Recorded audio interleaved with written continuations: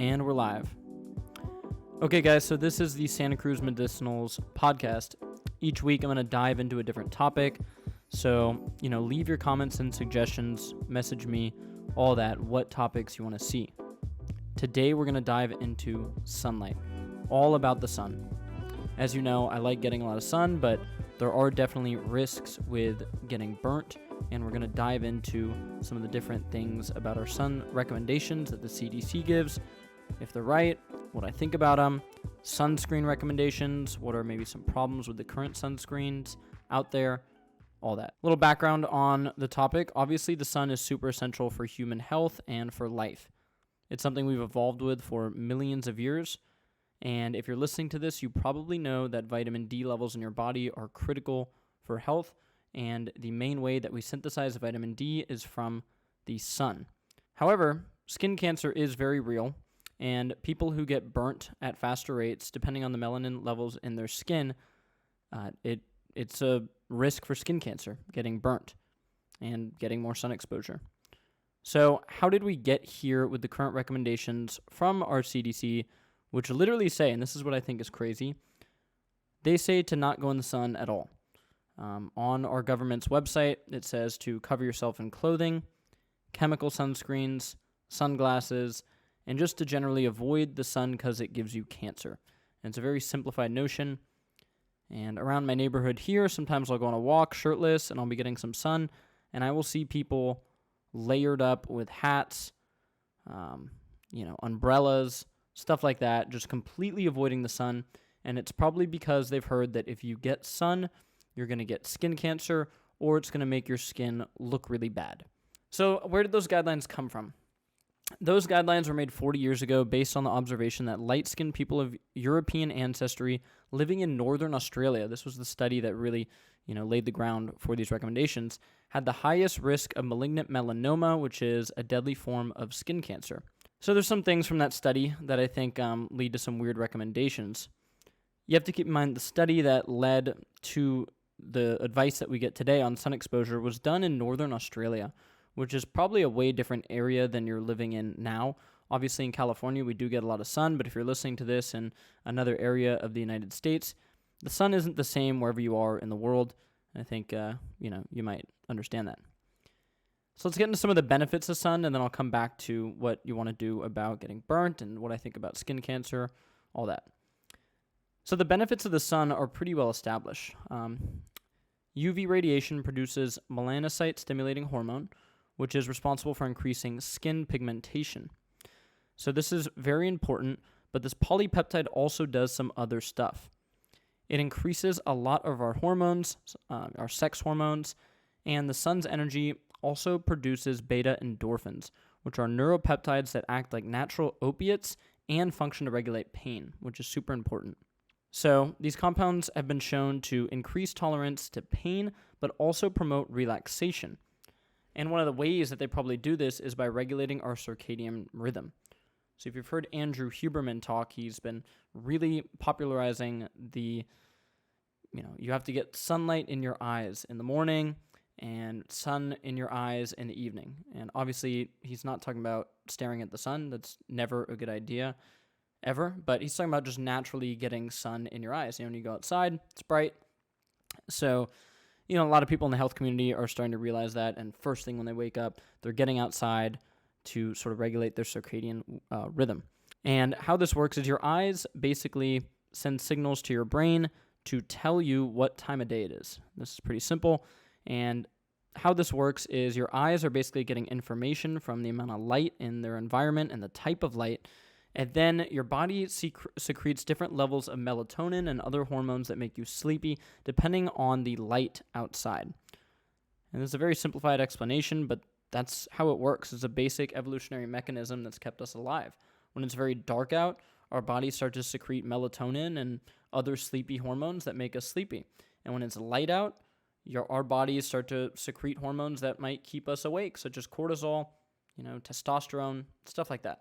So you have neural retina in your eyes and that are not there to just see things, but they're there to detect light and communicate with your hypothalamus, which regulates your hormones, mood, and appetite. So sunlight is key.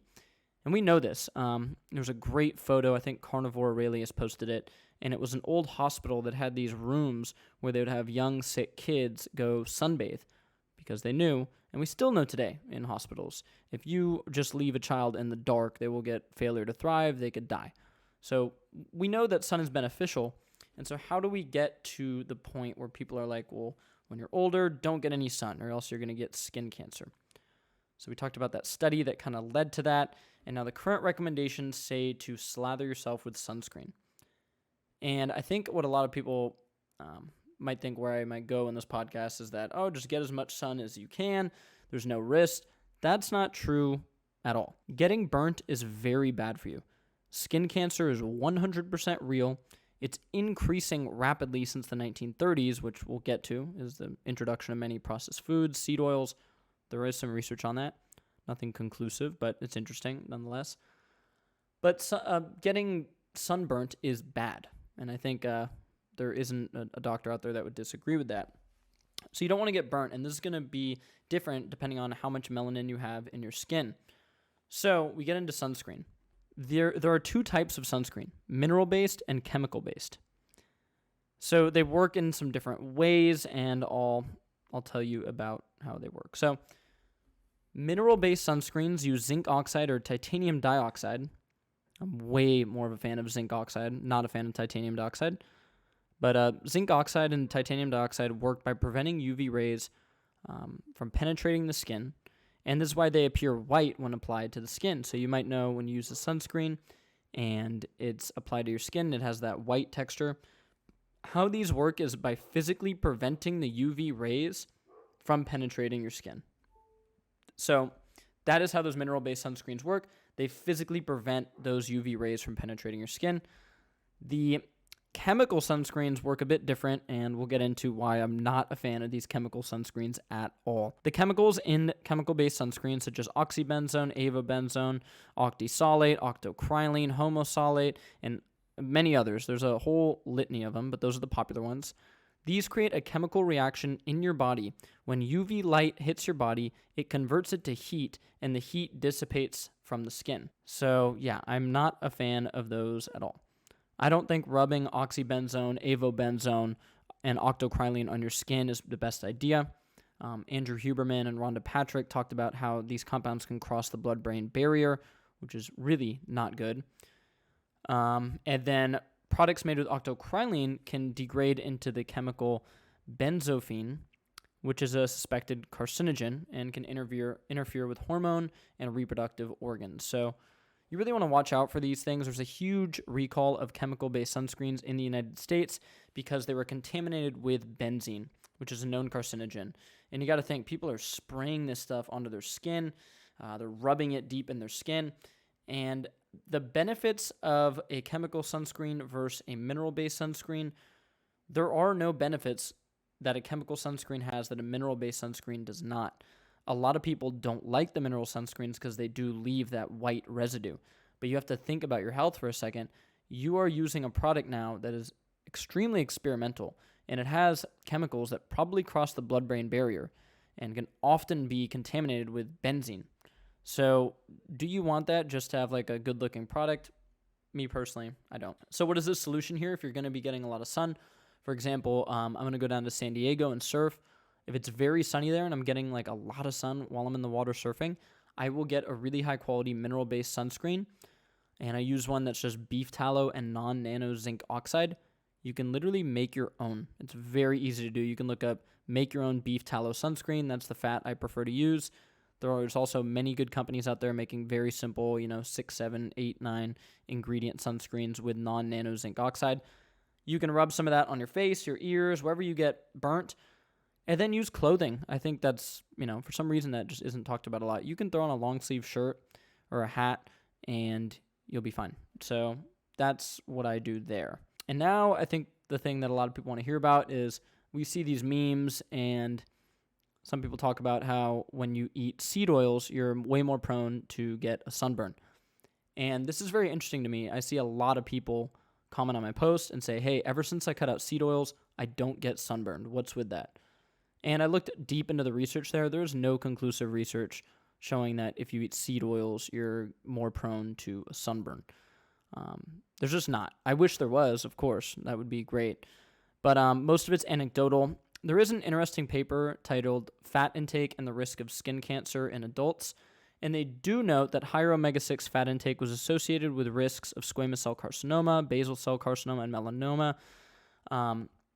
And they say that polyunsaturated fat intake was modestly associated with skin cancer risk. So ingesting more PUFAs, polyunsaturated fatty acids, was shown to have a moderate association with skin cancer, but they also showed that ingesting omega-3s had albeit less, but it had a moderate association with skin cancer. The paper just wasn't that great. It didn't seem like that great of a study, but it's interesting nonetheless. And so what's up with skin cancer? I think this is something, people that get sun worry about.